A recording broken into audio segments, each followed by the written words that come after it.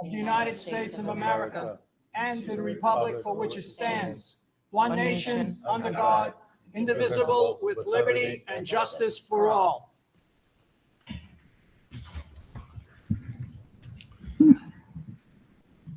First this evening, I'll introduce Principal Jen Renegaldo, who can present your students and your presentation. Not on. It's not on. Hold on. The mic's not on. It's low as all hell. It might be on, but it's low as all hell. It's on. Might be on. Okay. Oh, there's going to be a video. Oh, Oh. Okay.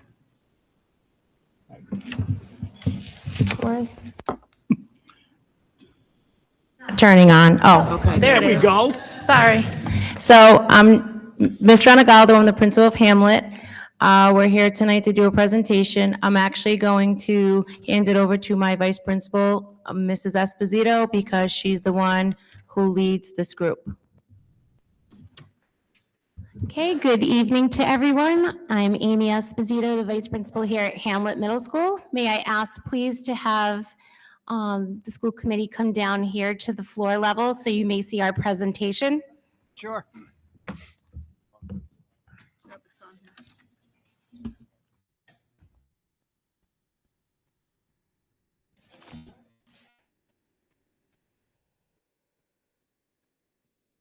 Can you stay with him just for a minute so I can make sure that she's on?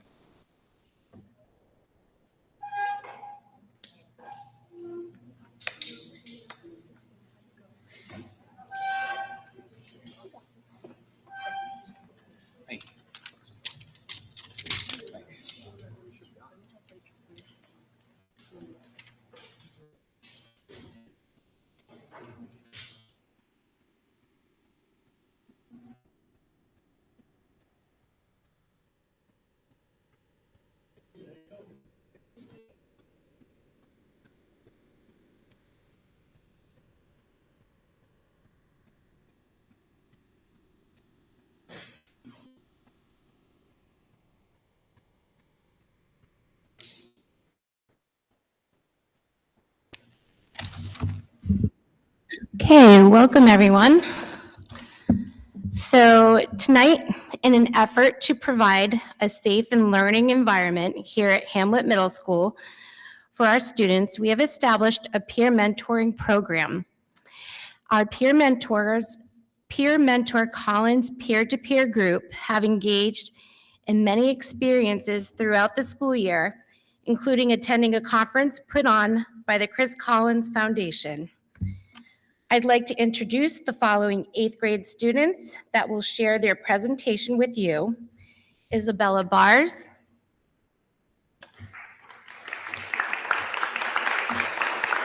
Mahari Archie, and Zoe Montanez.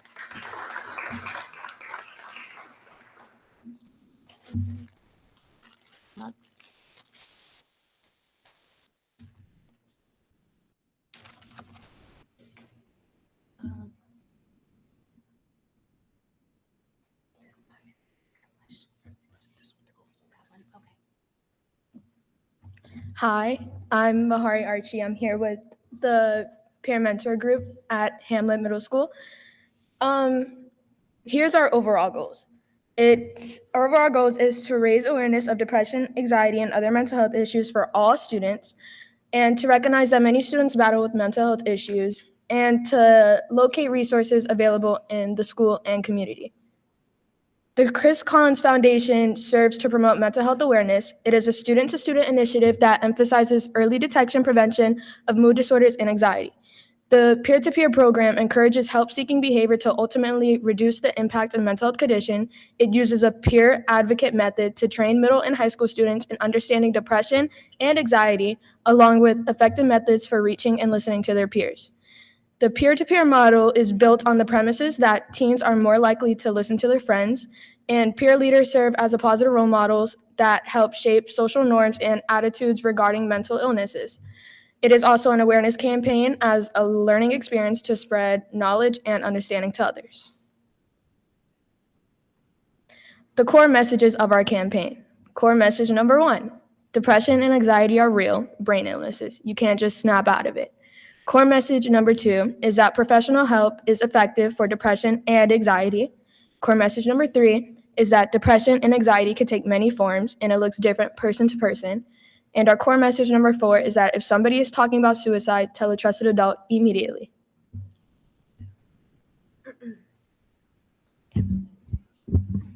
Hi, I'm Isabel Bars, and I will be introducing the classroom intro and fidget bags. We will distribute fidget bags to help with anxiety and stress to 6th graders when introducing them to the team in April. 6th grade will then understand the team's purpose and intention as Mental Health Mondays and Wear It Wednesdays begin. We will talk to the 6th grade students explaining what our program is during SEL class and wear our peer-to-peer gear so that the students can see it and then can understand how to identify us during the school day. Monday morning announcements will include facts that relate to depression and anxiety and where to find help in our school and community. Slides with these announcements will be displayed on TV monitors throughout the school. Some sample announcements include, have you ever heard of depression? Depression is a treatable brain condition. It is not a weakness, failure of character, or a first world problem. It is an illness that is treatable. Stigma hurts, awareness helps. Depression and anxiety are real brain illnesses. It's not something that can just be snapped out of. They are common but serious mental health conditions. It's more than feeling sad or anxious for a few days.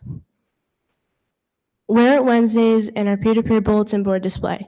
We'll learn to identifying the purposes of the Collins group, pictures of the peers in order for them to be recognized, and facts about depression, anxiety, and where help can be found in our building. The peer-to-peer team will wear peer-to-peer gear on Wednesdays. Hi, my name is Zoe Montanez. I'll be introducing to you Woonsocket.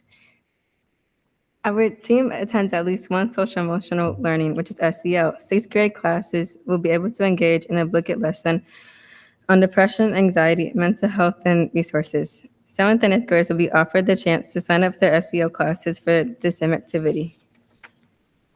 Community outreach. May is Mental Health Month. Please attend mental health awareness events and family kickball events. Tell them about your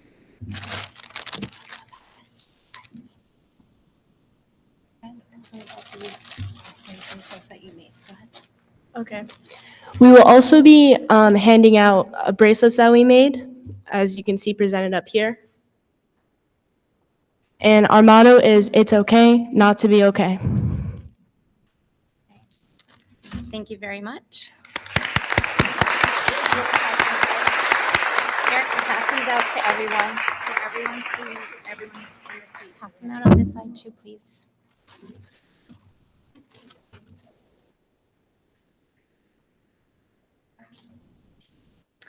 Actually, I'll talk about that.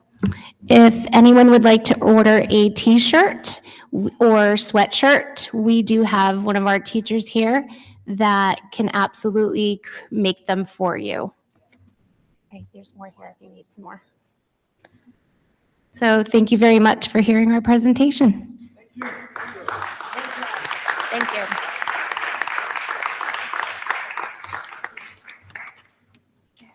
Thank you. Got it.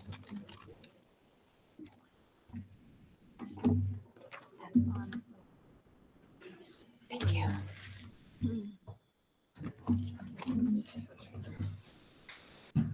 All right, do you want me to give you my email and then I can order that for you? Absolutely. Okay, I'll write it down and I'll give it to Dr. McGee to give you. Okay. Thank you.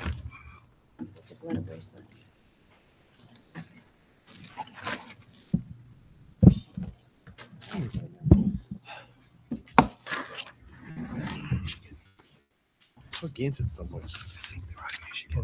They said they like to go to games. Again, I want to thank the principals and students from Hamlet Middle School for this great presentation. Thank you so much. Great job.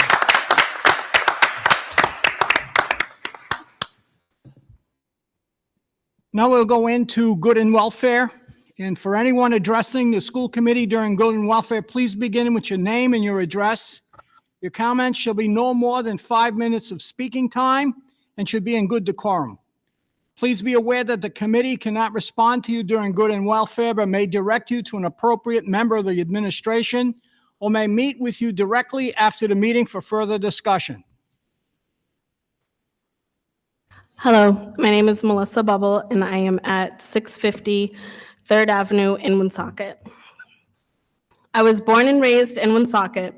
I have lived in the same neighborhood since I was 3, and yes, I've also been going to the same local churches, schools, and stores with my parents. When I was a kid, and then now on to as an adult, now my kids are also following. In my time here, I have noticed that Woonsocket has a backwards priority list. We take care of the wrong things first and put off repairs until it is too costly to maintain. They say history repeats itself. I wonder, when will we learn from history instead? It has made Providence news that our teachers are the lowest paid educators in the state of Rhode Island, while our administrators are paid very well. Yet we expect our teachers to come to work and tend to our kids and kids with non-desirable behaviors while worrying about paying their bills, getting school supplies, or thinking about another job. Then I hear that we're also getting rid of our teacher aides and behavioral intervention teachers. So now you want, our already underpaid teachers to handle IEP crowded behavior challenged kids by themselves while teaching average students. I'd like to know how you think that will work. You now have put our kids' education at risk doing this, but yet let's build a mega school, the one on 146. With over 1,000 kids in it on a busy street and take more students not living in Woonsocket.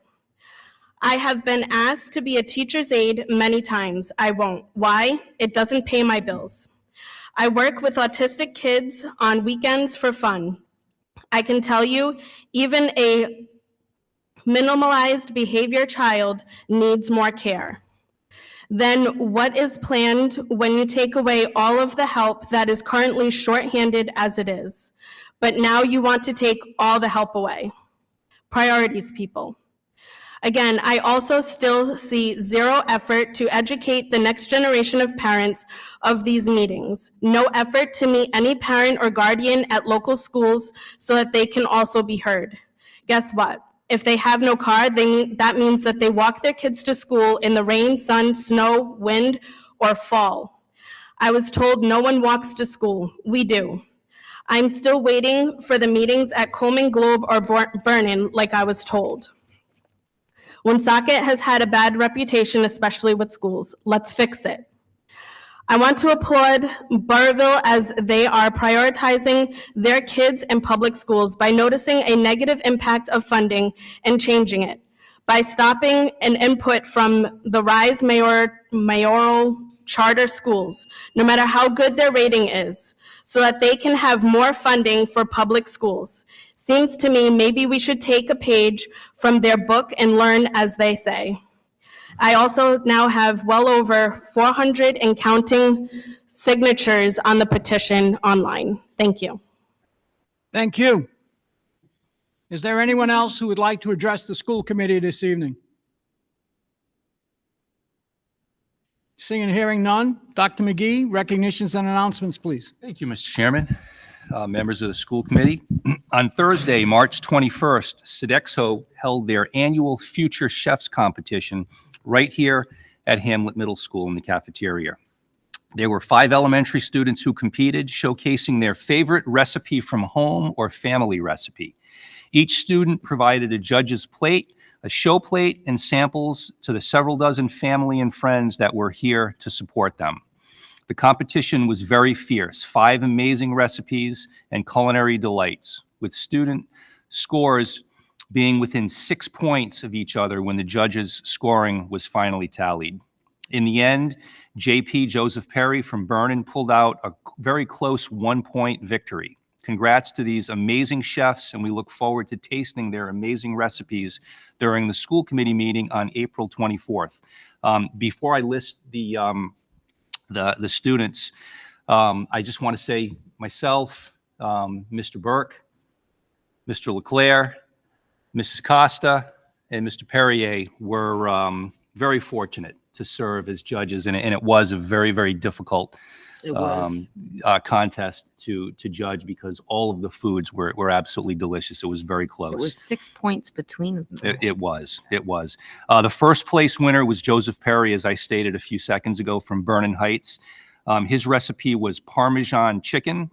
Second place winner was Savannah Philo from Globe Park, who had chocolate chip banana bread, delicious as well.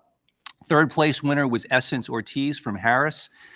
She had fruit waffles. Fourth place was Joshua Kinnair from Harris as well. He had teriyaki beef stir fry and spaghetti. Great combination, I might add. Fifth place winner was Antal Mock from Leo Savoy Elementary, and he had the Korean ground turkey bowl.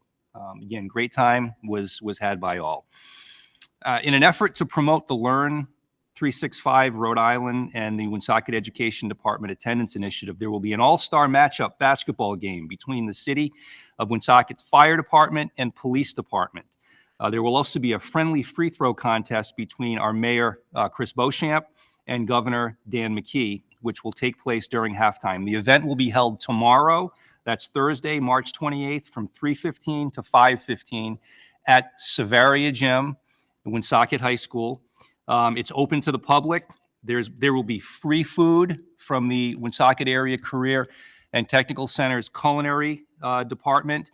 We're going to show off our brand new food truck at that event as well. So I really hope people come out and enjoy a great charitable event. I'm hoping that we fill the gym.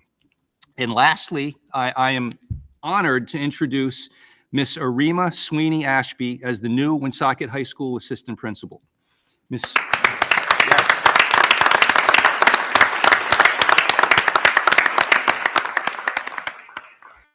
Dr. Sweeney Ashby holds a doctorate in education from Johnson & Wales University and a master's degree in education from Chestnut Hill College in secondary education and mathematics. She was a math educator for 8 years. She was also the STEM director and academic dean at the Trinity Academy of Performing Arts and was named District Teacher of the Year in 2020-21 at the Trinity Academy of Performing Arts as well. Based on Arima's education and years of experience in education, I am very happy to welcome and appoint Dr. Arima Sweeney Ashby as Assistant Principal at Woonsocket High School.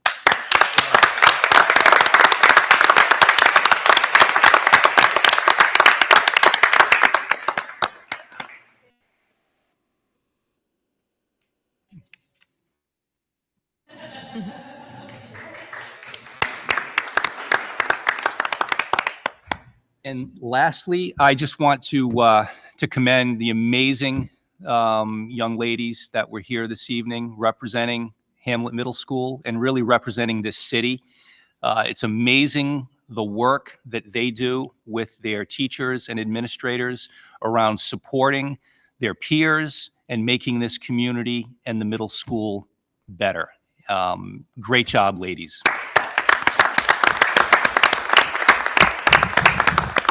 And that, Mr. Chairman, concludes my announcements, my recognitions and announcements this evening. Thank you, Dr. McGee. I just want to add that at the basketball game tomorrow, donations will be accepted. They will. On behalf of and those donations will go to the Woonsocket High School activities and sports and good things. Any comments for Dr. McGee? Ms. Kapiskas? Mr. Chair, I do have a couple of things. I just wanted to apologize in advance that I can't attend the basketball event.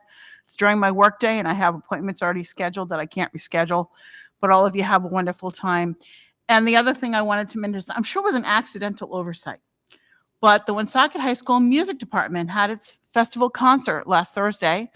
The band, jazz band, percussion unit, concert band and the choral groups performed. They did a wonderful job. It's a department that's rebuilding that was devastated by COVID because it's really hard to practice for band when you're not in person. But they did a wonderful job Thursday. And I know Dr. McGee was there because we talked to each other. So I'm sure it was accidental. I missed the deadline. Anyone else? Ms. Costa? I just want to again say thank you to the youth that was here today as well for that presentation, because as you guys said, depression and anxiety is a very real thing. Some people do think it's something that you can just switch off or turn off or snap out of, as you say, and it's a real thing. So I really commend you guys for what you're doing and bringing awareness to it, because it is a very real thing. So keep up the good work and keep doing what you're doing. It means a lot to somebody out there. Anyone else? I'll make a motion to receive and place on file the recognitions and announcements. Do we have a second? Second? Second by Mrs. Costa. All in favor signify by saying aye. Aye. Next, we'll go into the approval of minutes, and I'll make a motion to approve the March 13, 2024 closed meeting minutes. Do we have a second? Second? Second by Mrs. Costa. Dr. McGee, roll call, please. Chairman Bourget, Yes. Vice Chair Burke, Yes. Mrs. Kepiscus, Yes. Mrs. Costa, Yes. Mr. Leclerc. Yes. Next, I'll make a motion to approve the March 13, 2024 open meeting minutes. Do we have a second? Second? Second by Mrs. Costa. Dr. McGee, please. Chairman Bourget, Yes. Vice Chair Burke, Yes. Mrs. Kepiscus, Yes. Mrs. Costa, Yes. Mr. Leclerc. Yes. Next, we'll focus on the consent agenda, and I'll make a motion to discuss and approve the consent agenda. Do we have a second? Second? Second by Mrs. Costa. Does any committee member want to take any item out of order and discuss any item? Dr. McGee? Chairman Bourget, Yes. Vice Chair Burke, Yes. Mrs. Kepiscus, Yes. Mrs. Costa, Yes. Mr. Leclerc. Yes. Next, we'll go into communications, and I'll ask Matthew Cuson, our student representative, to give us his report.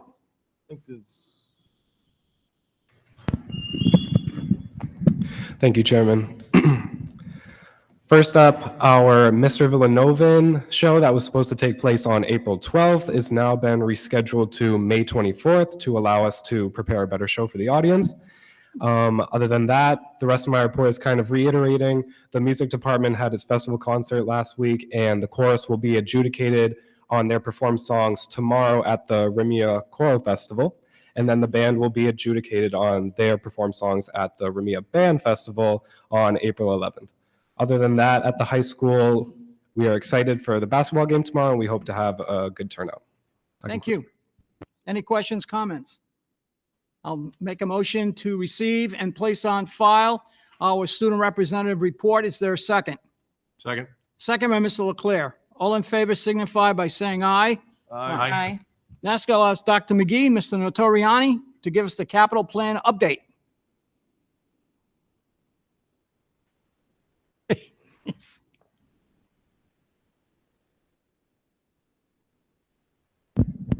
Thank you, Mr. Chairman. So I would just advise the committee, we have a representative from Downs and from Durham School Services. Just want to step up to the podium. There's a brief presentation they're going to go through, which was also provided to the school building committee. And it'll kind of walk us through. So if I could just invite the committee to come down. Sure. We'll bring down the projector and we'll walk Okay. through the presentation.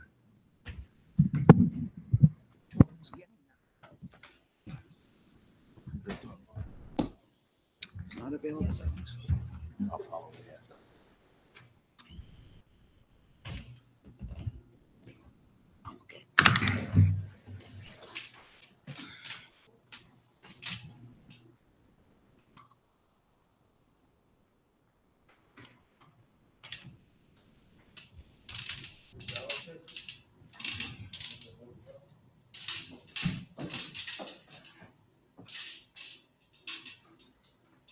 Good afternoon, everybody, or good evening.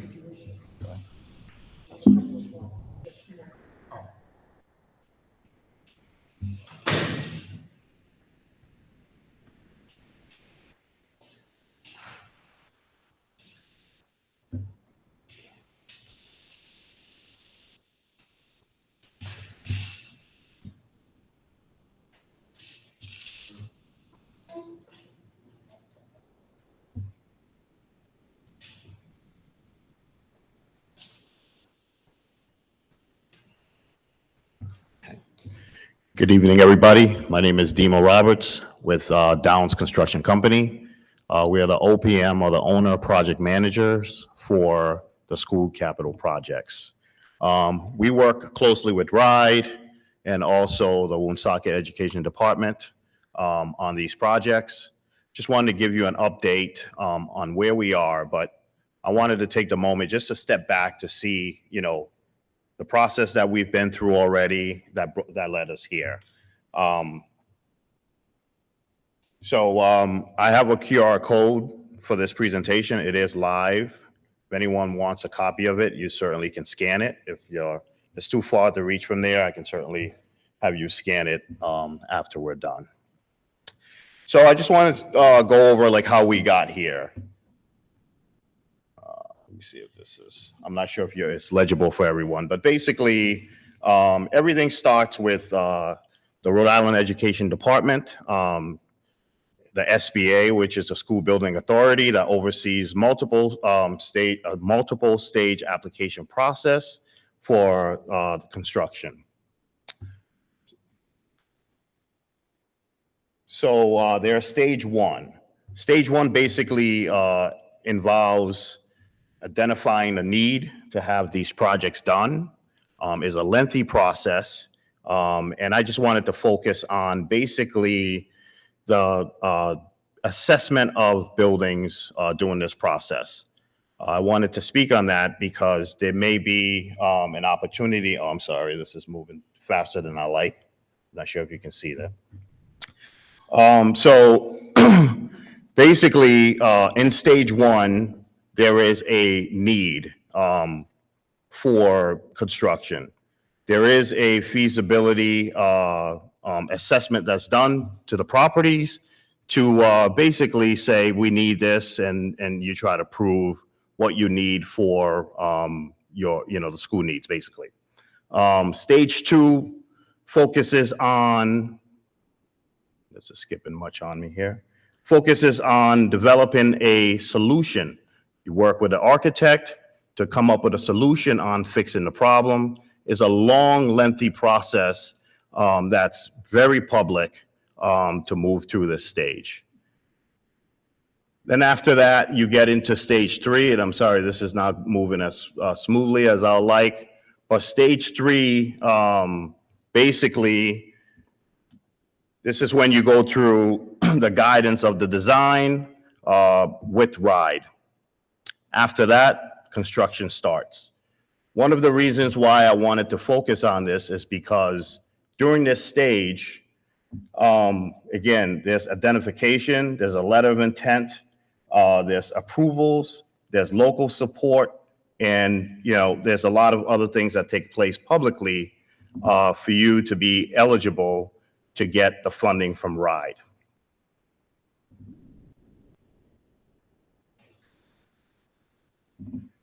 In stage three, again, there's schematic reviews, there's design development reviews, there's SBA approvals, and so on and so forth as you go through this process.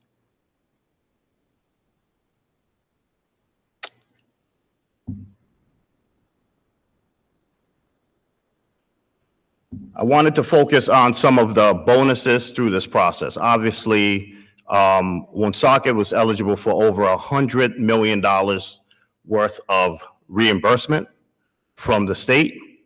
And these bonuses basically helps, enhance the bonus that you do get. So they cover health and safety.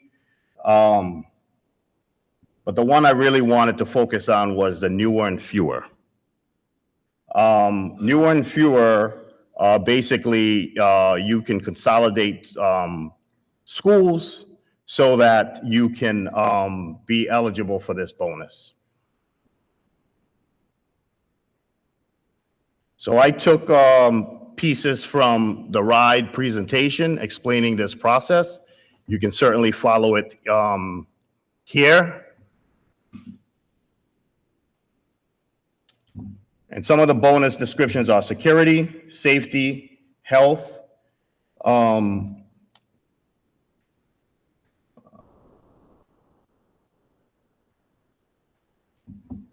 educational enhancements, and so on.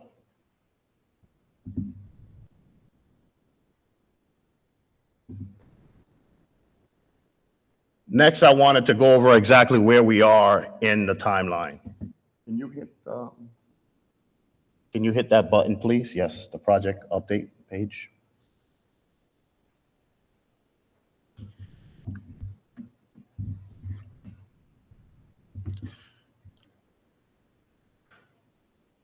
So this project update page was pretty much put together to let you know, let everyone know exactly where we are throughout the process of building. So currently we meet once a week to go over just items such as RFPs and other things to keep this process moving along. Here is a rendering of, it's a conceptual rendering of what will be built. That can definitely change, but this is what we have so far as we're going through the process. Where we are in the process, we have RFPs out on the street, so contractors can bid on the project. We should be expecting bids back very soon, and we'll be looking to award the project.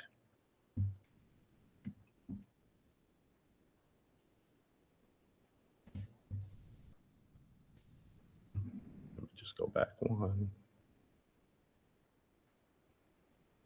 So this project update page is going to be a monthly update that will tell you exactly where we are. Next, we will be receiving the bids back and then we'll award. Once we award, we'll start the design process and then we'll get into construction. The project delivery for the new elementary school is a design build, meaning you're going to have the architect and the designer both work together to go through this process. The timeline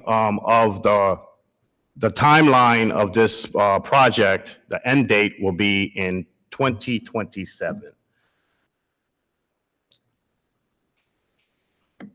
That's pretty much what I have on this update. I'll take any questions. Am I correct in saying that if the Woonsocket Education Department had not gone to build a new school and basically get out of 3 schools, we would not have gotten the $100 million?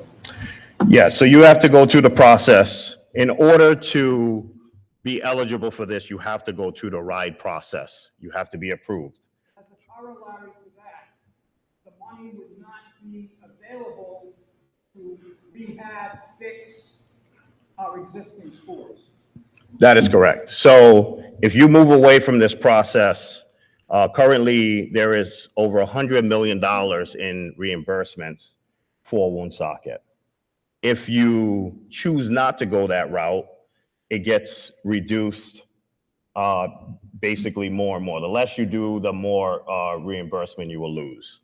The reason why I chose to focus on the newer and fewer, that's exactly that, right? So most of the schools, or the 3 schools that were proposed to be consolidated, are all very old school. 2 were built in 1960 and 1 was built in 1963. So it's very, very old. So by consolidating those schools, you do meet a lot of the bonuses, newer and fewer and others. And just to add, the process is very straightforward. There are certain criteria that you have to meet. The facility assessment tells you the buildings that are in need of repair, what you need to do there. So yeah, all of it gets approved publicly, and you have to go through the process, and it has to be approved by RIDE in order to do so. Mr. Chairman, so I'd just like to bring your attention to, I think what Dimo's alluding to is the state in 2016, I believe it is, commissioned a review of all public schools in the state of Rhode Island. And that was anticipation of what we subsequently saw was the state bonding initiative to renovate schools across the district. And the school building authority, as Dima outlined, it's not our rule, it's not our choice, but their phrase, it's a catchy slogan, is newer and fewer.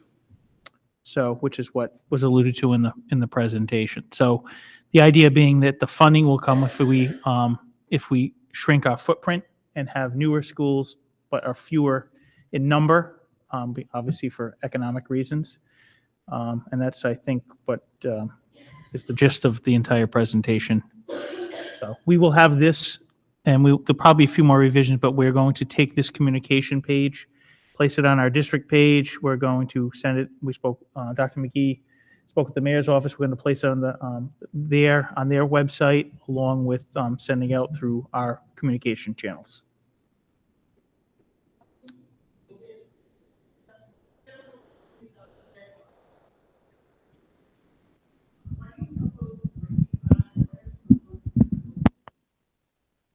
Yes. So the breaking ground will be, I'll tell you right here, I'm sorry. If everything goes according to plan, I'm just going to pull it up right here.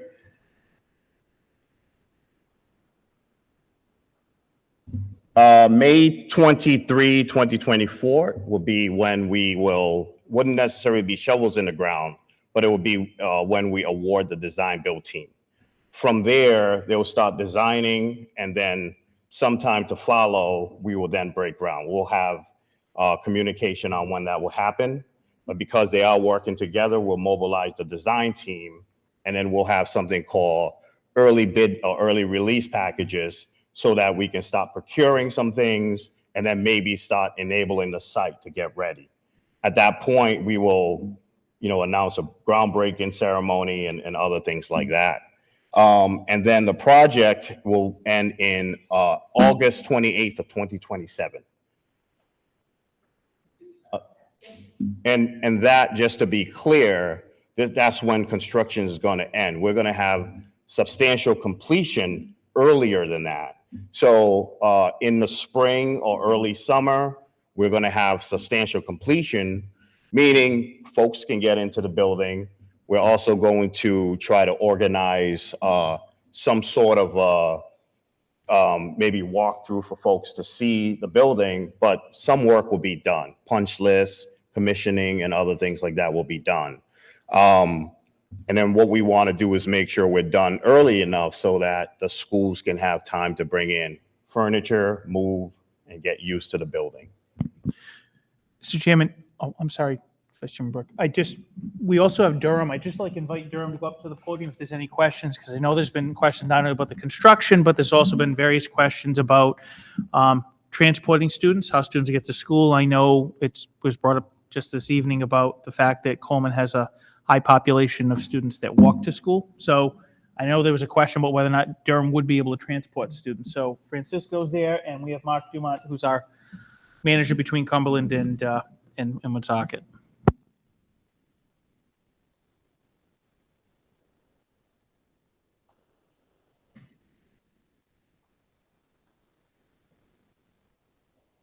Yeah, it'll be really hard to tell right now, but we'll communicate that very early.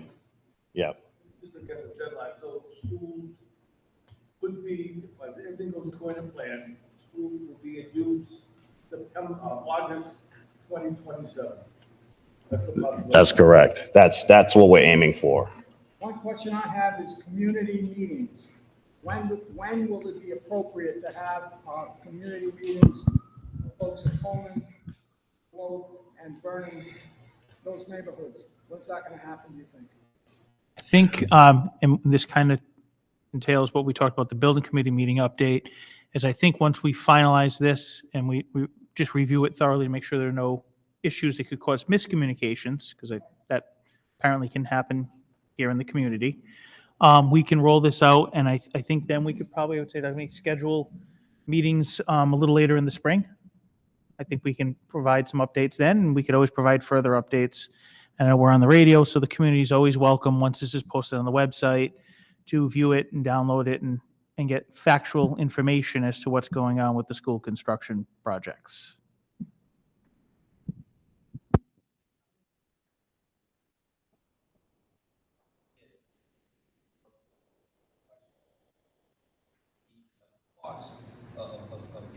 project will not fall on the taxpayers. This is money that we're receiving state, and reimbursement is about 6% or so, 94%.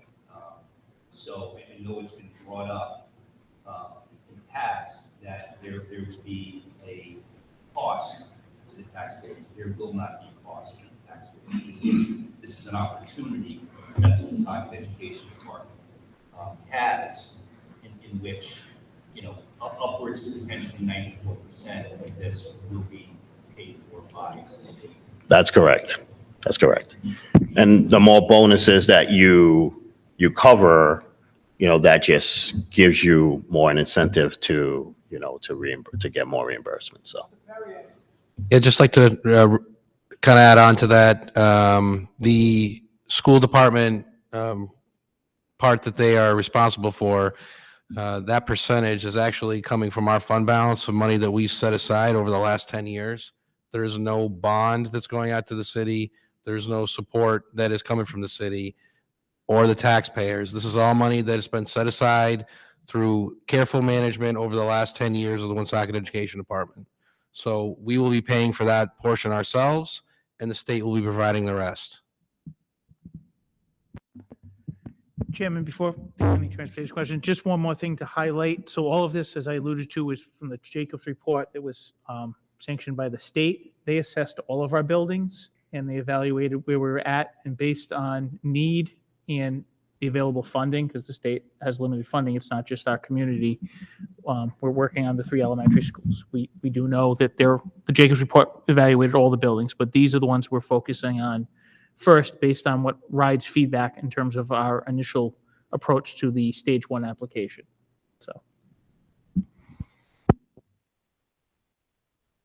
Thank you.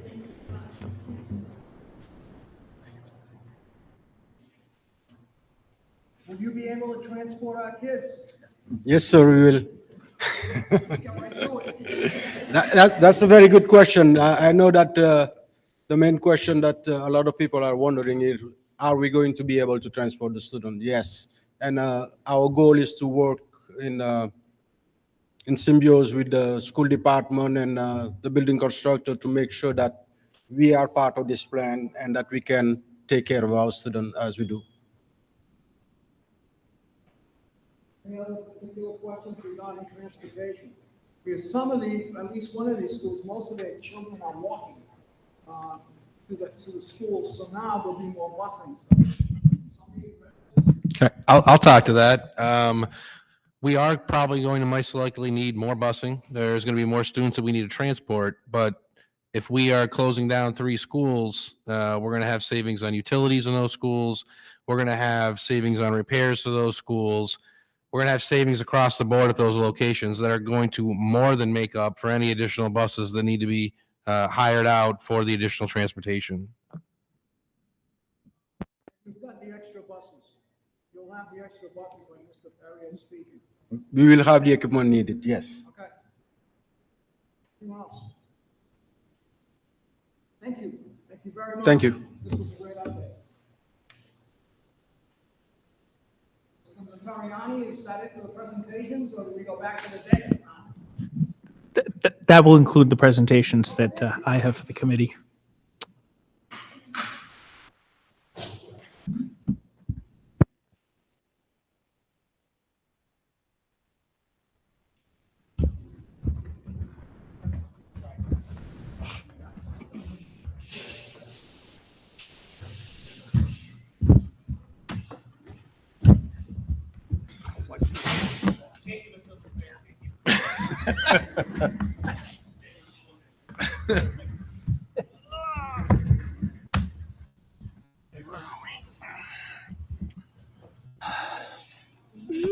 We'll continue with our meeting, and I'll ask the superintendent to give us his report. Thank you, Mr. Chairman. The committee has my personnel matters update link on Chromebook. If you look through that, you see that we have very, very happy and pleased to announce that we have a new assistant principal at Woonsocket High School. We've also added a teacher assistant, personal care assistant at Villanova Middle School. And then we have a series of stipend positions in which we are starting to prepare for our summer programming. So many of those positions are, or some of those positions are going to be folks who will be working over the summer. That concludes my superintendent's report this evening. If you have any questions, I'd be more than happy to try to answer them. Anyone?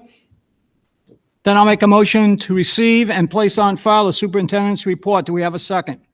Second? Second by Mrs. Costa. All in favor signify by saying aye. Aye. Next, we'll go into the school subcommittee reports, and I'll ask Vice Chair Burke and Mrs. Costa to give us the health and wellness update. Mr. Chairman, I'll start it off and then Ms. All yours, Costa Mr. Burke. will fill in if I missed anything. I appreciate it. Thank you. The Woonsocket School Committee's Subcommittee, Health and Wellness, met on Monday, March 18th at 4 o'clock in the Hamlet Middle School. We approved our minutes from January 29th. We had an update from Sodexo. The first item they discussed was the Future Chef competition, which Dr. McGee has already noted. They also talked about several programs that are being connected to the URI extension program, and also a program at Johnson and Wales that's being offered for team nutrition. We had an update from URI Snap Ed. Tracy from the 5th grade at Citizens came to help talk about the Students Take Charge program. And we were able to taste a winning food item from Citizens. It was kale and raisins. Yes, kale and cranberries. And cranberries. Yes, kale and cranberry salad. It was very good. And everybody voted yes at the committee meeting that they would have it again, and they're going to bring it to the menu someday at the school. URI also reminded us again about the Eat Well, Be Well pilot program, where people who spend $5 on fresh fruit, fresh vegetables on their meal cards, SNAP cards, can receive, it's the other way around, spend $10 on their SNAP cards can receive $5, up to $20 per month. So we talked about that. Project Aware gave us a little discussion about Mental Health Month is coming up in May. And there's also a mental health fair that I think was alluded to a little bit by the middle school students, and that'll be May 11th right here in Hamlet Cafeteria. Also, we talked about the number of students, as we saw already from the middle school presentation, the number of students that are peer mental health program. It's now very much in the middle school, as it also is as successfully in the high school. The Woonsocket Prevention Coalition talked about many of their youth program updates. Above the Influence continues to be presented. The SWAG program, which is a group of teenagers that come together at the Woonsocket Prevention Coalition every Tuesday, I believe, and 20 to 25 students are involved this year, as opposed to like 5 or 6 last year. So that's also a very good program. The Woonsocket Healthy Schools Coalition mentioned again about the need to try and put forward in the General Assembly healthy school meals for all. The students of Woonsocket are lucky that we have a free lunch program. And obviously there's a statewide desire to try and have all the schools in the state involved. Finally, we talked about some revisions to our health and wellness policy. We also presented a completed checklist of that policy, and we made some recommendations for edits on that policy. And one other thing I forgot during the Woonsocket Prevention Coalition, there's going to be 2 presentations at the high school. One by the family of the Sullivan family, whose young girl died in Foxborough after a party. And so that family presents what's called Sullivan's Message. And they're also going to be a presentation at the school from the Matt Dennison Foundation. And that was one of the sad hockey players. One survived, one did not, who were killed by a drunk driver. So both those programs, because of their personal connection, are making presentations at the high school. And I believe that's it for our meeting. We finished about 5 o'clock, and our next meeting is May 13th. And I believe, unless Ms. Costa can add anything else? I think the only thing that we left out maybe was the mental health, May Ms. 11th. Costa, would you speak into the mic, please? Sorry. Mental health on May 11th that they're going to be having some vendors and stuff for. Yep. There's also a road race, too, Yes. a road race before it. Yes. Yep. Anyone else? I'll make a motion to receive and place on file the health and wellness update. Do we have a second? Second? Second by Mrs. Costa. All in favor signify by saying aye. Aye. Aye. Next, Mr. Notoriani, will you give us the building committee update? Thank you, Mr. Chairman. So the school building committee met on Monday, March 18th at 5 p.m. We considered the minutes from the prior meeting. There was a discussion on the construction progress and public communication, which was a shorter version of the presentation this evening. We discussed the RFP and design build process, which again, they alluded to briefly this evening. And then we talked about the scheduled community discussions for later in the spring, which was a question from the committee. And the last item was just a brief discussion on the Cass Park planning and how that it appears that it will align, as of right now, based on what you heard this evening about the school construction at Barry Field, the Cass Park project will align perfectly, so there'll be no issues in terms of having access to any athletic fields. And the meeting adjourned with a future meeting date yet to be decided. Thank you, Mr. Notoriani. Any questions? I'll make a motion to receive and place on file the building committee update. Is there a second? Second. Second by Mr. Leclerc and Mrs. Costa. All in favor signify by saying aye. Aye. Aye. Mr. Perrier, would you give us your financial update? Thank you, Mr. Chairman. In front of the school committee this evening is the January 2024 fiscal update. We are currently projecting a $259,000 surplus as of June 30th, 2024. Under the financial highlights, on the revenue side, when the state budget was finalized in June, state aid for fiscal year 24 was increased over $961,000 over what was originally anticipated in June. So we made that adjustment. Medicaid reimbursement per the projection is targeted to be $685,000 under budget.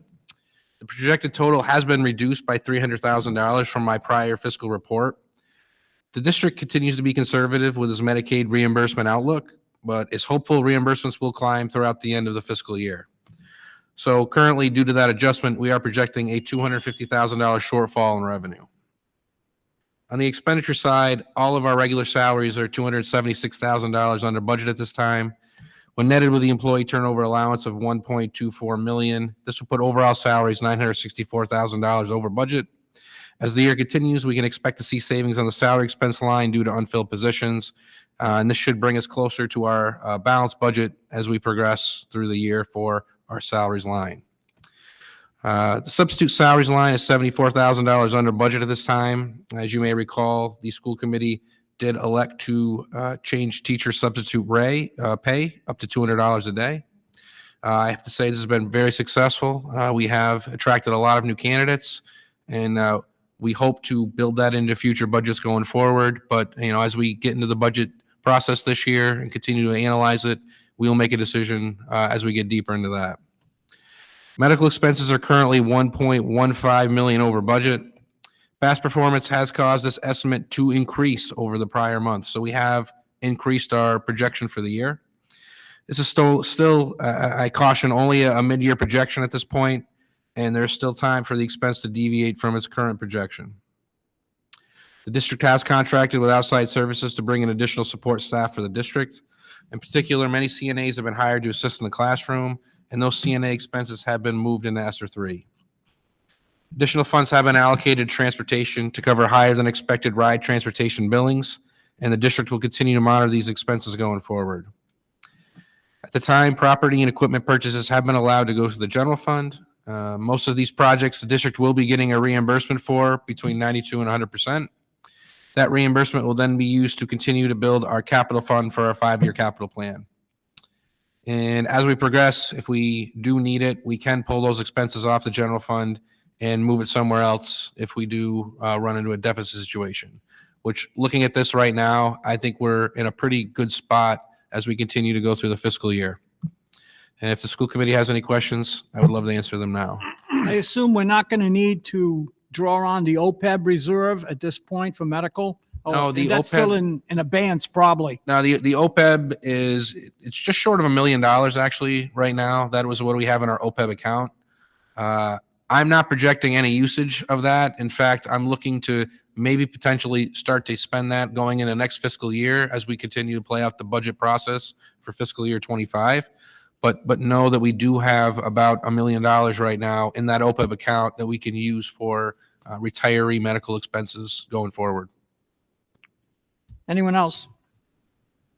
I'll make a motion to receive and place on file a financial update. Do we have a second? Second. Second by Vice Chair Burke. All in favor signify by saying aye. Aye. Ms. Morel and Ms. Gerard, would you give us the special education update? Thank you, Mr. Chairman. So right now and next week, our students that are taking the alternate assessment are getting ready to do so. Teachers are preparing for that to start. Our annual IEP should also be coming to an end by May 1st. That helps us with planning for next school year. And also with that, our extended school year planning is starting. So as the annual IEPs are coming to an end, the projections for ESY are coming in, and we're going to start planning for that. Below is the snapshot of enrollment as of March 20th. Right now, there's a total of 1,452 students receiving special education services within our schools from pre-K to grade 12. This represents 26.8% of our total enrollment population, approximately 5,413 students. Again, it's fluctuated a little bit. It's slightly increased from the last time I reported out. There are 19 students currently in our TransPro classroom. That's our classroom for students that are 18 to 22 and are aging out. We also have 122 students in our in our out-of-district placements with 114 students with IEPs. And we are currently at 198 students in private schools and pre-K programs with IEPs. That number has increased from last time that I reported out, but it makes sense. Right now is the time of year where students have been referred from early intervention and child find or child outreach programs. The testing has been signed for, and now they've been reviewing the testing and writing the IEPs. So this is the time of year where the numbers do increase. Do you have any questions? Let me ask you, it's probably a no. I mean, all the students that we have under our care, if there are any special education students at the Rise Mayoral Academy, are we responsible for them? We are not responsible for them. They have their own special education program there. However, they sometimes don't have enough support services to provide to the students. So sometimes they do come back to our district, and we have to support them when they come back. How many have come back, say, in the last year, roughly? I know of about 5 to 7 that have come back. That have had IEPs that we've supported. Other than that, I don't know without. Okay. Anyone else? Mr. Chairman? Vice Chair Burke. Could you just explain what the extended school year program is? The extended school year program, it's for students that regress over vacations, long weekends, anybody that's in a critical point in their education. There's a guiding document that's given to us by RIDE that every single student at an IEP meeting, we have to review. If there is any question or if there's a yes on any of the areas of where the student may regress, we have to provide services over the summer for them. So I was wondering when it took place. So thank you. We typically start right after July 4th, and we have it for 5 weeks. It's typically 3 days a week for about 3.5 hours a day, and it's smaller group sizes and more intense supports. Okay, all right, thank you. Anyone else? Now make a motion to receive and place on file a special education update. Do we have a second? Second. Second by Mrs. Costa. All in favor signify by saying aye. Aye. Next, I'll ask Ms. DeRiso to give us the Title I and literacy update. Thank you, Mr. Chairman. I'm excited to share with you some information regarding a program entitled the Multi-Tiered Support. Is that not, can you not hear me? Just put it I'm closer. so sure it's just a far distance No, just, away. Is that much better? Yes, Okay. it is. I wanted to talk to you about our multi-tiered system of support, otherwise known as MTSS, which originated from response to intervention, RTI. So I kind of wanted to begin with just an overview of what the definition of those terms are. At the bottom of the document you have is an explanation of both of the terms. And I'm going to start with RTI and tell you about its inception here in the district, and then how it's evolved to a multiple tier support system. So RTI originated as being an intervention educational regular ed support system of strategies. We use these to provide effective, high-quality interventions for our students, and we really closely monitor student progress to make sure that they're progressing towards the expectations that we've set. We also provide additional supports in the form of intervention to students who are specifically struggling in many areas, not merely academics. So at the very top, I want to scroll back to the top to talk about RTI. When I started here in the district, well before that, the RTI program was developed in 2010. At that point in time, it was a school-based program for struggling students, and each school developed their own approach to that. The district had no sense of continuity or consistency in approach. Students in one school might qualify for services that were not provided in another. There was no equity in protocols for how these students were being identified and supported. And it just needed to really be addressed, not only so that the services are equitable, but more importantly, so that students didn't fall through the crack. So the first step that the district took was in 2017, and we hired a district-wide RTI coordinator who later became the MTSS coordinator, and we'll talk about that transition in just a minute. But that first year of 2017-18, that person really just developed a meeting schedule that was consistent. So we knew that children's needs were being addressed on an ongoing basis, on a regularly timed basis in every elementary school in the district. And I'm saying elementary because we knew we needed to start small. And I'll talk about the growth and progression into other grade levels as we progress on this timeline. By 2017, and through 19, we needed to add additional supports. And one of them was really talking about how do we provide a data management collection system that will let us look back in time longitudinally at students so we can view where they've been, what's been done with this child since kindergarten, what things have worked for this child, what things need to be tweaked and changed. So that was a rather lofty goal to collect that data. That data system is highly successful right now, and it allows both principals and interventionists to identify a student in a parental conversation with ease. In addition to that, the protocols for the academic interventions were developed. We started to train teachers in specialized forms of instruction and intervention.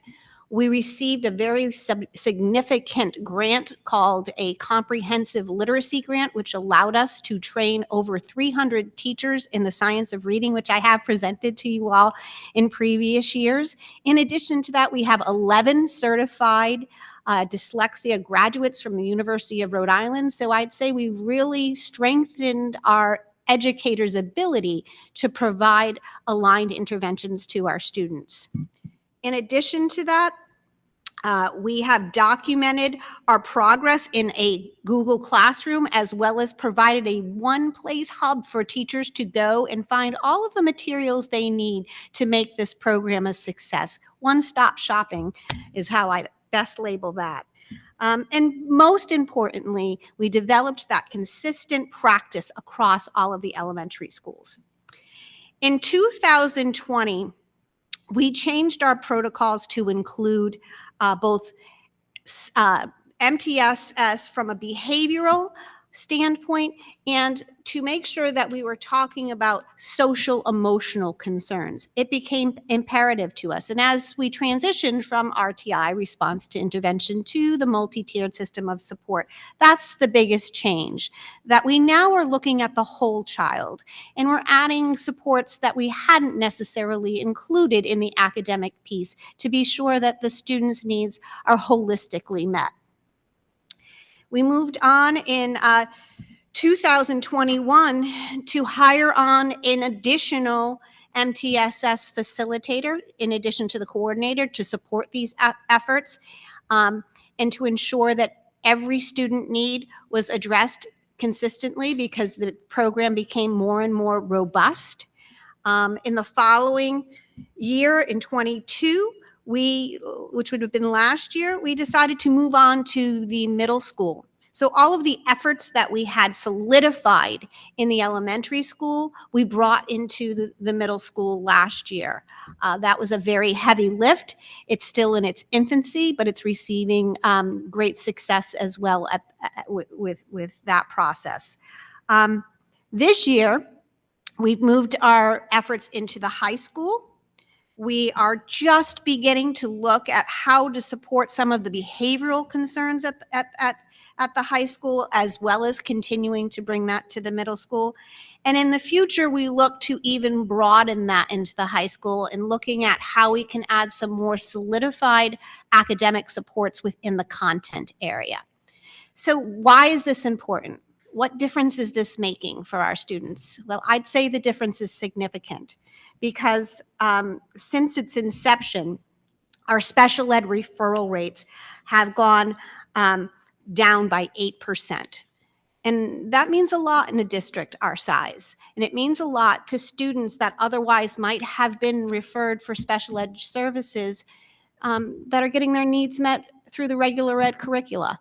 And that's important. And we want to make sure that we're giving all of our students the opportunity to stay in least restrictive environments as often as possible. So we're excited to see that this process of MTSS is not only supporting the regular ed initiatives, but it's also bringing our coordinated efforts together in terms of meeting student needs. Any questions? Thank you. Anyone? Great job. Yeah, Very comprehensive. Thank you. Yes. Could I please just make sure that I recognize the coordinated efforts of Brandy Anderson and her team, who have done an outstanding effort in coordinating with their facilitators, interventionists, and especially classroom teachers in making this program a success. Thank you. Good. I'll make a motion to receive and place on file the Title I and Literacy Update. Do we have a second? Second. Second by Mrs. Costa. All in favor signify by saying aye. Aye. We'll go into no unfinished business. Let's go into new business. The first item is that I'll ask you, Dr. McGee, for a roll call to approve the superintendent's recommendation not to renew 2 teachers for fiscal and organizational issues that were identified and discussed in closed session this evening. Dr. McGee? Chairman Bourget, Yes. Vice Chair Burke, Yes. Mrs. Kepiscus. Yes. Mrs. Costa, Yes. Mr. Leclerc. Yes.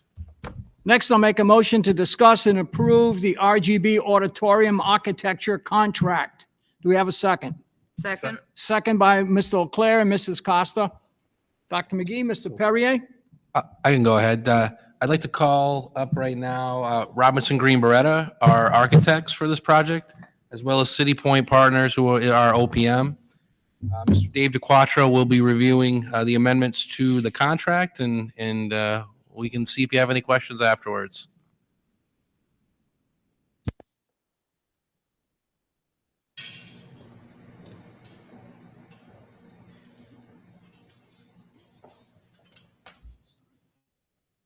Nice.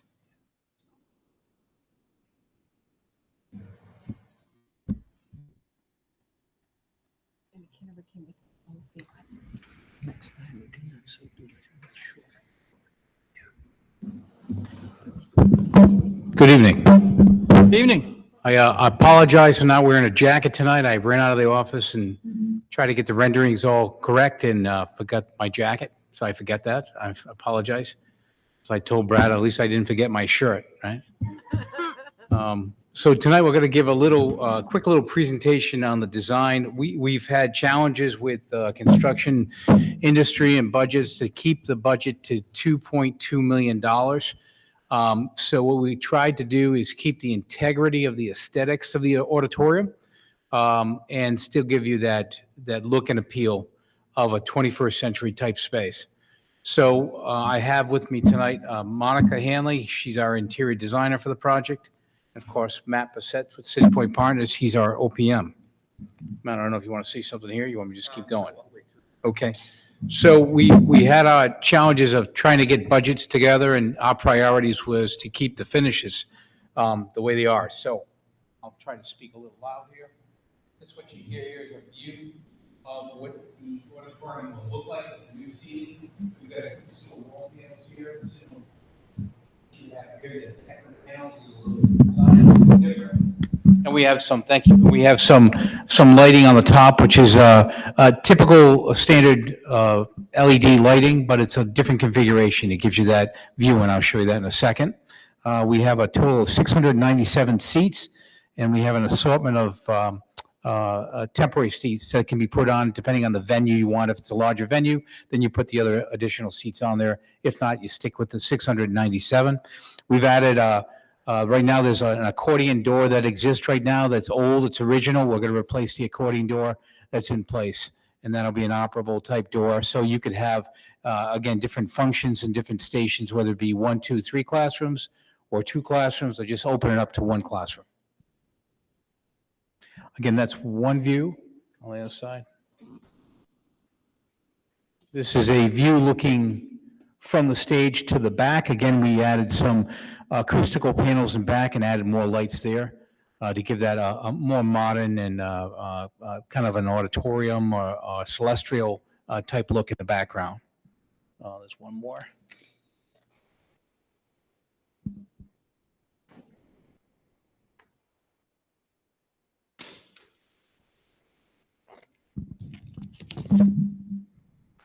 This is a view looking the opposite way of this view here. If you're on top looking back down, you can see what we did above the stage, give it a different colors, different settings, and different height. Make it look a little different, like it's broadcasting out at you. This time, I'll send it over to Matt, unless anyone has any questions. My name is Matthew Bissett from HDR City Point Partners, the owner's project manager for the auditorium renovation project. As OPM, I think the main focus on my job is to make sure that WED is getting what you want out of the project, making sure that everything's in the project and we agree on scope, and working with RGB to make sure costs are aligned with that scope of work. We did have some challenges with budget, making sure that everything that's in the drawings, everything that's shown here is now where we need it to be, and that the contract is where we need it to be moving forward. I can honestly say that, I believe where we are right now, everything's fair and reasonable for costs that will be expended. The final contract amount that I believe you have in front of you will bring us through final design, bid, and for contract administration through construction. As it stands right now, we're all in alignment on that. Anything else to add, Brad? Nope, I'll just add in quickly. This will be the third amendment and final amendment for the architectural design. The school committee to this point has approved $226,500. And the finance office is asking for a final approval of $61,579 more. This will conclude the project and it will get us on our way. Is there an issue with getting the materials in, supply line issues? I mean, other cities had issues with getting the seats for some time, and I'm wondering when will this start, and when do you think the project will be completed with everything available? We're going to get right to work on a timeline, hopefully, if not this week or next week. So I think right now is a little early to tell exactly when we'll be getting everything in. I do know that the supply lines, it's actually gotten a little bit better recently as far as construction deliverables go. But that is certainly something that we're going to get working on right out of the gate, finalizing the timeline. And when we get that finalized, we'll certainly report it back out to you. Thank you. Chairman, Vice Chair Burke. once the project starts, how long will the auditorium be unavailable for use? What do you see as a We estimate 4 to 6 months. 4 to 6 months? Yes. Would this start in the summer, possibly? That's the plan, yes. Thank you. Anyone else? Mr. Chair, just one quick question. Ms. Kepiscus, I of always course. ask this question. I assume we've given consideration to accessible seating because there is not really any accommodation for accessible seating in the current auditorium. There hasn't been, and I'm hoping that if we're reinventing the wheel, that there's some consideration made for that. There is. I see a wheelchair. There are 8 ADA seats that are being planned now Thank you. and access. So that's right, and access to the stage as well.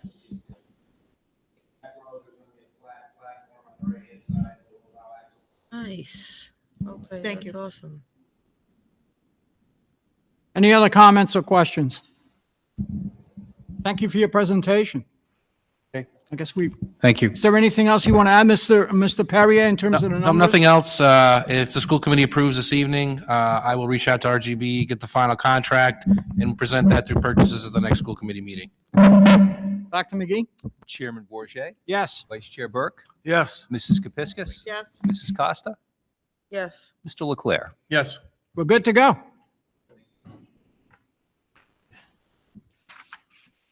Next, I'll make a motion to discuss and approve the amendments to the parent and family involvement policy. Do we have a second? Second. Second by Mrs. Costa. Dr. McGee? Thank you, Mr. Chairman. So the amendments to the parent and family involvement policy is a Title I requirement each year. This comes to the committee. I believe, and I'll double check with Mrs. DeRiso, that the changes are just dates and things of that nature. You But are correct, Dr. McGee. In order to include parent voice, which is a federal requirement, an annual survey is distributed to all parents within the district to comment and suggest changes for the policy. That went out in early March. We received, unfortunately, very few comments or responses, under 10 district-wide, which is unfortunate. However, there were no revisions that were suggested or made to the policy. So you are correct in stating that it is merely a change in date. one thing, and I know Mrs. Kepiscus in the past has made note of this, is that in this document, it explains that there's a parent advisory council, which we don't have a parent advisory council for a variety of reasons, mainly being that we haven't had any parents who have come forward to sort of take the reins on since it's been a few years. Edging up on 10.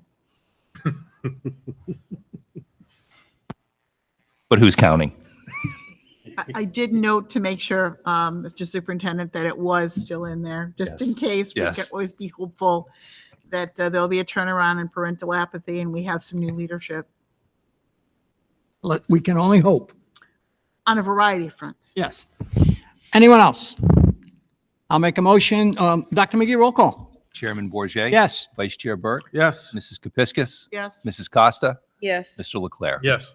The last item is, before us is, I'll make a motion to discuss WED's fiscal impact due to the withdrawal of the town of Burrillville's participation from Rise Mayoral Preparatory Academy effective 2024-2025 school year. Do we have a second? Second. Second by Mr. Leclerc and Mrs. Costa, and this is for discussion only. Does anyone want to start? Mrs. Kepiscus? I'd be happy to start, Mr. Bourget, and I'd just like to begin by saying I'm restricting my comments only to the fiscal impact as indicated on the agenda, because with regard to everything else that may result from this, too soon. We really don't know what's going on yet. but I was the one who asked that this matter be added to the agenda tonight so we could discuss the fiscal impact of RISE mayoral prep on WED's budget and this new wrinkle with regard to the town of Burville. As we all know, over the objection of this committee and despite our fiscal impact statement provided to RIDE in support of that objection, RISE Prep successfully applied to RIDE and the Council on Elementary and Secondary Education to eliminate the already existing cap on the number of Woonsocket students who could attend RISE. Prior to this most recent change in the fall of 2023, the number of students attending in Woonsocket at the Cumberland Street facility was capped at 50% of available seats. The other 50% of those seats were reserved for students from the so-called sending communities of North Smithfield and Barville. We are the hosting community. That is no longer the case, and any empty seats may now be filled with Woonsocket students.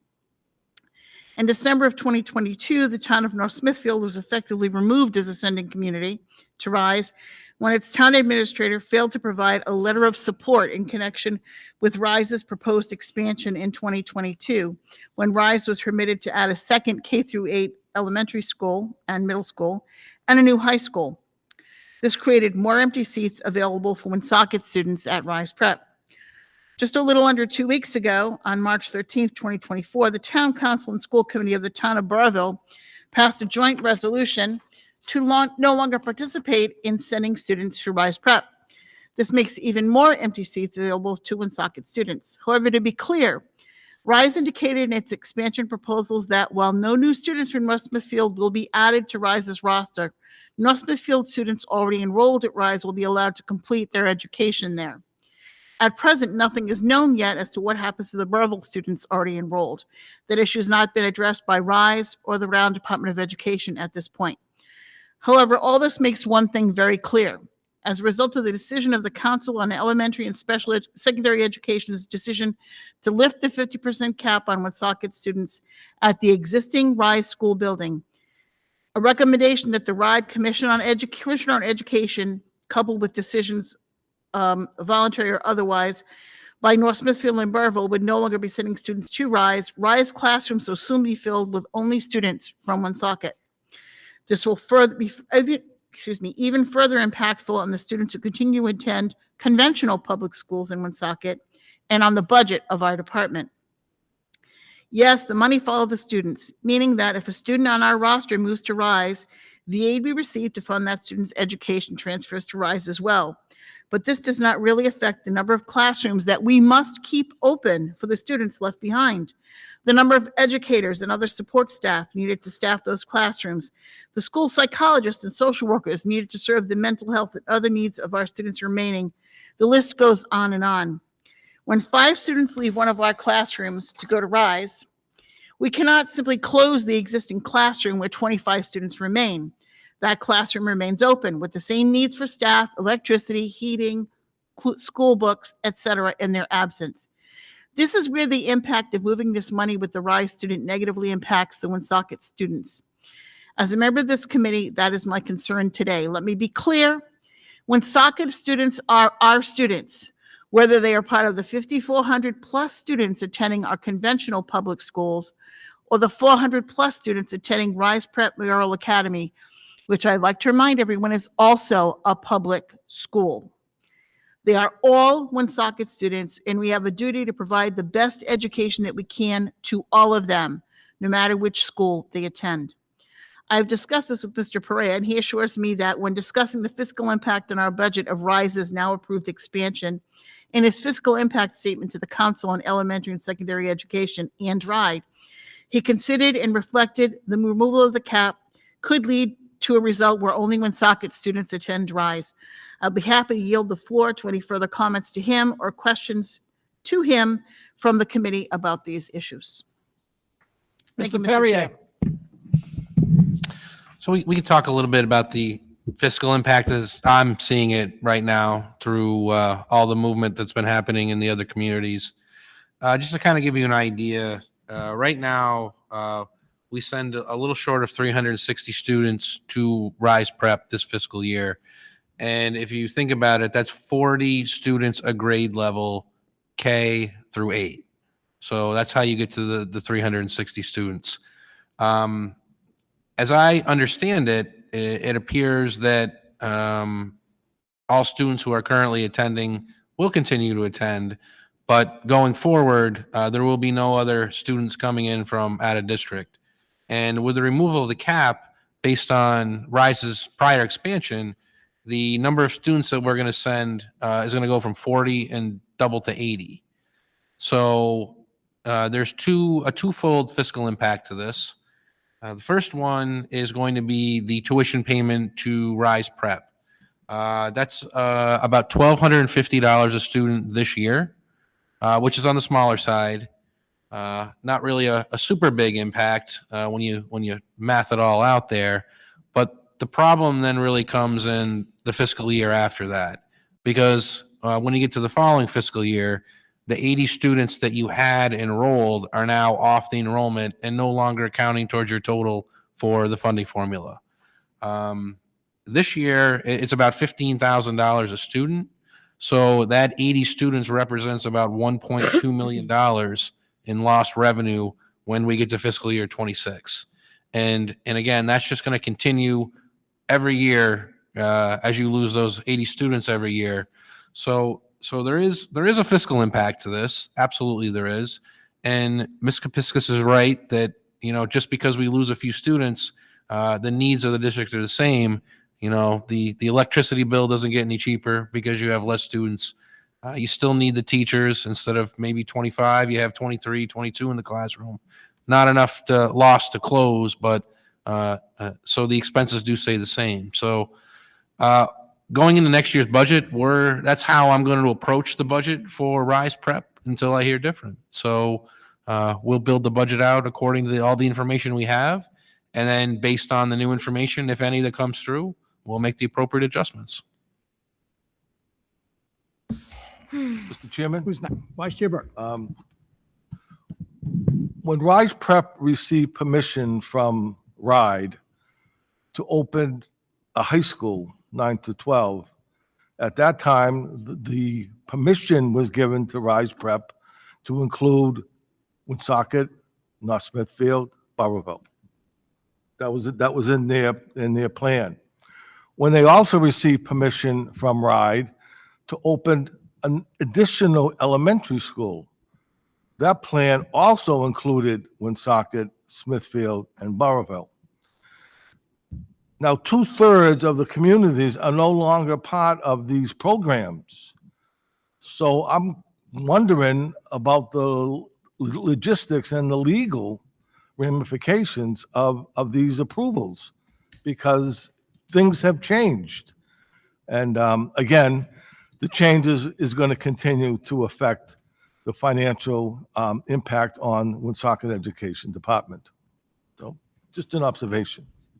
What is not clear is what has been approved. They have made application to Rise. I think it was to Rise to be able to not participate anymore, but they haven't gone to RIDE yet.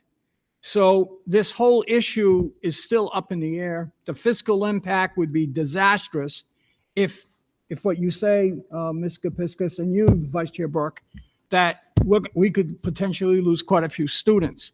But we don't know what's going to happen with Rise Mayoral Academy as it stands right now because of two communities walking out or trying to leave a regional mayoral academy, which it seems by statute requires at least two communities. So we don't know that yet. No one knows that yet. So we're responding because this has been this information that Burrillville was pulling out or asking to pull out. It was in the Valley Breeze. And so we're aware of it. We're looking at the fiscal impact, and it's not a good one. But in terms of the final determination, we still don't know. Ms. Kapiskas. If I may be heard for a second time, I just want to clarify that when the expansion was granted for the second K-8 school in the high school, North Smithfield was already out, and that was a decision that had been made by Rise. Right. Because North Smithfield's town administrator did not submit a letter of support. So Rise, its board, made a decision to just eliminate North Smithfield as a participating sending district. So I don't know that North Smithfield necessarily made a decision unless the administrator was directed not to comply with the request for a letter of support. But that decision was made by RISE. This decision is different. This decision has been made by the town of Burrville, and RISE has yet to respond to it. We really don't know how it's going to play out legally. Is RISE going to sue Burrville? Is RIDE going to sue Burrville? Is RIDE going to force Burrville to participate? We just don't know. I think we all have to wait. And I know it's premature, but I just wanted to put it on the agenda because people have been asking me questions, and I didn't want to ignore the elephant in the room. I think we need to discuss it because it is going to have a fiscal impact on our district, maybe bigger than we were planning on when we first submitted that fiscal impact statement. That was my only issue. I just wanted to make sure. So to that extent, RIDE's decision to raise the cap, lift the cap, might have been flawed, but we'll have to see how it all plays out. That's right. Mr. Chairman, just as a reminder on that fiscal impact statement, we did actually calculate it both ways. We did calculate it at 50%, and then we also did calculate it at if Woonsocket ended up with 100% of the students. So we did submit both of those as part of our submission to RIDE on that. And just for your information, the proposed expansion, when you get to scale, I think it's 35, 36. That's when full scale will be achieved based on their plans. You're looking at 940 new seats between now and then. And there's the rub. And, you know, before that time occurs, obviously this will not just be a WED issue. It's going to be a city issue. This is not just going to be impacting our school, our budget, but at the end of the day, it's going to impact everyone. The city fathers are going to have to be looking at this. And I know that some of them have discussed this and are looking into it. So we're all waiting to see what's the next step. Yeah, I don't think I'll be at retirement age by the time 35, 36 rolls around. So You're going to make. you may still be looking at me here. I don't know. Well, there's always. If you would like it that way. Yeah. You may not be looking at us. Yeah, we Yeah. You're not looking at us. Maybe me. Yes. Mr. Leclerc. And I just want to reiterate what Mr. Bourget said. I just think that people are they're disillusioned in the fact that with the WED finances of the city's finances. So if we're short money, it's coming from somewhere, and it's probably going to be the city. So I think the council members and I think the city needs to be aware that this could be a rising issue every year for the next 30, 35, 36, and money's coming from somewhere. If it ain't the state, it's going to be the city. And then I just think some council members are disillusioned that this is going to be a major fiscal impact. Right. Anyone else? That's all we have in our discussion. Nothing else on our agenda, so I'll make a motion to adjourn at 8:33. Do we have a second? Second. Second, Mrs. Costa. All in favor signify by saying aye. Aye. We are adjourned. Thank you, everyone.